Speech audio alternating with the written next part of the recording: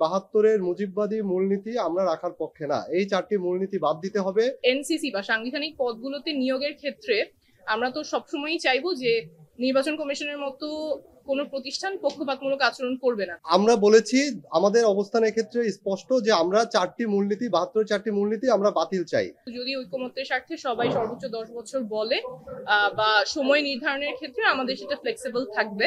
আজকে ঐকমত্য কমিশনের বৈঠকে ৩টা আলোচ্যসূচি ছিল: প্রধানমন্ত্রীর মেয়াদ, সংবিধান ও রাষ্ট্রের মূলনীতি এবং নির্বাচনী এলাকা নির্ধারণ। শেষে যে টপিকটা নির্বাচনী এলাকা নির্ধারণ, ওটা নিয়ে আলোচনার সুযোগ বা সময় হয় নাই। দুইটা টপিক নিয়ে আলোচনা হয়েছে, প্রধানমন্ত্রীর মেয়াদ এবং মূলনীতি। তো প্রধানমন্ত্রীর মেয়াদের বিষয়ে একটা ঐকমত্য ছিল যে প্রধানমন্ত্রীর মেয়াদটা সীমিত করা প্রয়োজন। আমাদের যে বর্তমান ব্যবস্থা আছে সেই ব্যবস্থা থেকে আমাদের পরিবর্তন করার প্রয়োজন, মেয়াদটা সীমিত করার প্রয়োজন। এবং আরেকটা ঐকমত্য ছিল যে সেটা 2 বার বা 2 মেয়াদ সেইভাবেই হয়তো সীমিত হবে, কিন্তু 2 বার হবে না 2 মেয়াদ হবে, সেটা নিয়ে আলোচনা চলছিল। এরপর একটা প্রস্তাব আসলো যে সর্বোচ্চ একজন ব্যক্তি কত বছর বা কত সময় প্রধানমন্ত্রী থাকতে পারবে সেটা নির্ধারণ করলে হয়তো ভালো হবে। তখন একটা ব্রেক নিয়ে সবাই নিজেদের মধ্যে আলোচনা করে একটা জায়গায় অনেকেই চলে আসছিল যে হয়তো সর্বোচ্চ 10 বছর প্রধানমন্ত্রী একজন হতে পারবে, এই সীমানাটা নির্ধারণ করা যেতে পারে।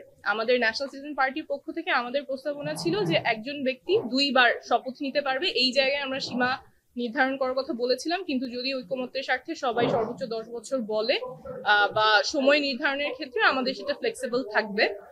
কিন্তু এরপরে আলোচনা আসলো যে আসলে প্রধানমন্ত্রীর মেয়াদ যদি সীমিত করতে হয় তাহলে তার পাশাপাশি আপার হাউস, পিআর এবং এনসিসি এইগুলো আলোচনা করতে হবে।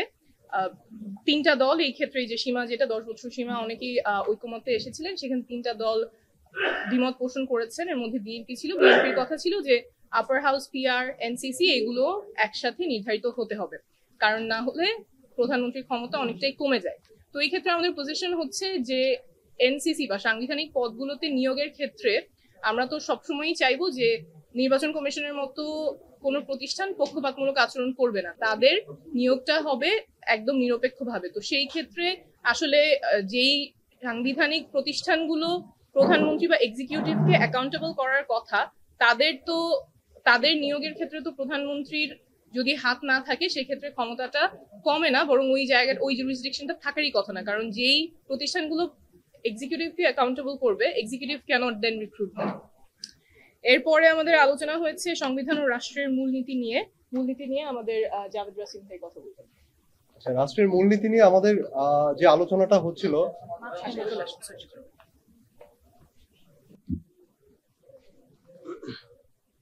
রাষ্ট্রের মূলনীতি নিয়ে যখন আলোচনাটা শুরু হলো, সেখানে সংবিধান সংস্কার কমিশনের একটা প্রস্তাব ছিল যে আমাদের যে স্বাধীনতার ঘোষণাপত্রের যে 3টি মূলনীতি ছিল, সাম্য, মানবিক মর্যাদা এবং সামাজিক সুবিচার, এর সাথে গণতন্ত্রকে যুক্ত করে এই 4টি অন্তর্ভুক্ত থাকবে রাষ্ট্রের মূলনীতি হিসেবে।